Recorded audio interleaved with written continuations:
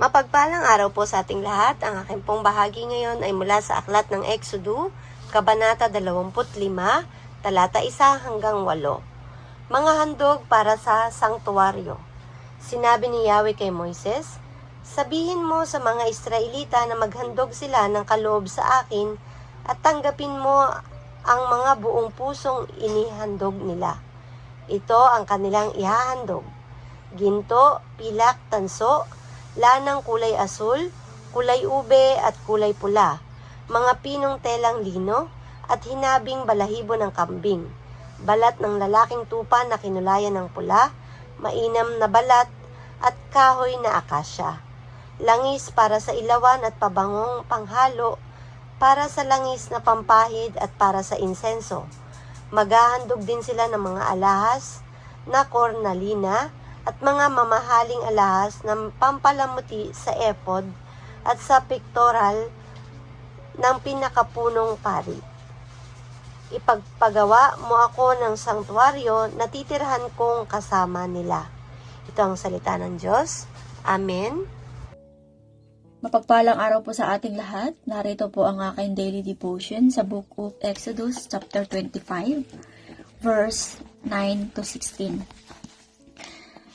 Ang santuwaryo at ang lahat ng kagamitang ilalagay roon ay gagamitin mo ayon sa planong ibibigay ko sa iyo, ang kaban ng tipan.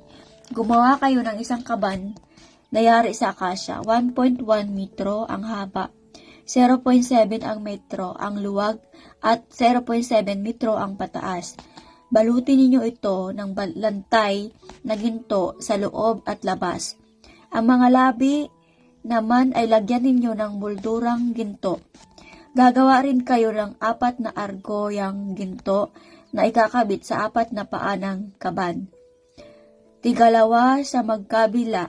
Gumawa rin kayo ng kahoy na pampasan na yari sa kasya. Babalutin din ito ng ginto at isuot ninyo ang mga ito sa mga argolya sa magkabilang gilid sa kaban upang maging pasanan nito. Huwag ninyong aalisin sa argolya ang mga pasanan. Ang 2 tapyas na bato ng kasunduang ibibigay ko sa inyo ay ilalagay mo sa kaban. Amen po. Isang mapagpalang araw pong muli sa ating lahat. Muli niyo po akong samahan sa aking pagbabahagi ng pang-araw-araw kong gawain mula sa salita ng Diyos. Sinasabi po dito sa ika-25 kabanata ng Exodo, versikulo 9 hanggang 12. Ang santuaryo at ang lahat ng kagamitan ilalagay roon ay gagawin mo ayon sa planong ibibigay ko sa iyo. Ang kaban ng tipan. Versikulo 10.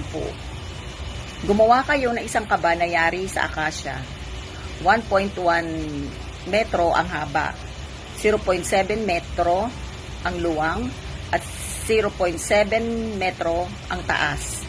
Balutin ninyo ito ng lantay na ginto sa loob at labas. Ang mga labi naman ay lagyan ninyo ng moldurang ginto. Gagawa rin kayo ng 4 na argolyang ginto na ikakabit sa 4 na paa ng kaban, tigalawa sa magkabila. Ito po ang mga salita ng Diyos. Salamat po sa Diyos. Amen. Ang aklat ng Exodus, Kabanata 25, versikulo 25 hanggang 32. Lagyan mo ang gilid nito ng sinepa na singlapad ng isang palad at paligiran din ng moldurang ginto. Gumawa ka ng 4 na argolyang ginto at ikabit mo sa 4 na sulok sa may tapat ng paa nito. Ang mga argolyang pagkakabitan ng mga kahoy na pampasan ay malapit sa sinepa. Gumawa rin kayo ng pampasan na yari sa akasya at babalutin din ito ng ginto. Gumawa rin kayo ng mga kagamitang ginto, plato, tasa, banga at mangkok para sa mga handog na inumin. Ang mga tinapay na handog ninyo sa akin ay ilalagay ninyo sa mesa sa harapan ko.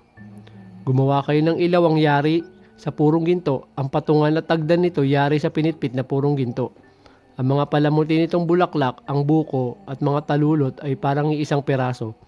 Lalagyan mo ito ng 6 na sanga tatlo sa magkabila. Ito ang salita ng Diyos. Amen. Our devotion for today is from the book of Exodus, chapter 25, verse 33 to 40. At magkakaroon ng 3 kupang anyong bulaklak ng almendro sa isang sanga, 1 globito at 1 bulaklak. At 3 kupang anyong bulaklak ng almendro sa kabilang sanga, 1 globito at 1 bulaklak, at gayon sa 6 na sangang lumalabas sa kandelero. At sa haligi ng kandelero ay magkakaroon ng 4 na kupang anyong bulaklak ng almendro, 10 na mga globito ni yaon at na mga bulaklak ni yaon. At magkaroon ng 1 globito sa ilalim ng 2 sa mga sanga, at 1 globito sa ilalim ng kabilang 2 sa mga sanga ng kaputol ni yaon, at 1 globito sa ilalim ng 2 sangang nilalabi ayon sa 6 na sanga na lumalabas sa kandelero. Ang magiging mga globito at mga sanga ni yaon ay kaputol. Kabuuan ni yaon ay 1 lamang putol na yari sa pamukpok sa taganas na ginto. At igagawa mo ng kanyang mga ilawan na 7 at kanilang sisindihan ang mga ilawan ni yaon upang lumiwanag sa dakong tapat ng kandelero. At ang magiging mga gunting at mga pinggan ni yaon ay taganas na ginto. 1 talentong taganas na ginto gagawin 10 ng lahat ng kasangkapang ito. At ingatan mo na iyong gawin ay sa anyo ng mga yaon at pinakita sa iyo sa bundok. This is the word of God. Amen.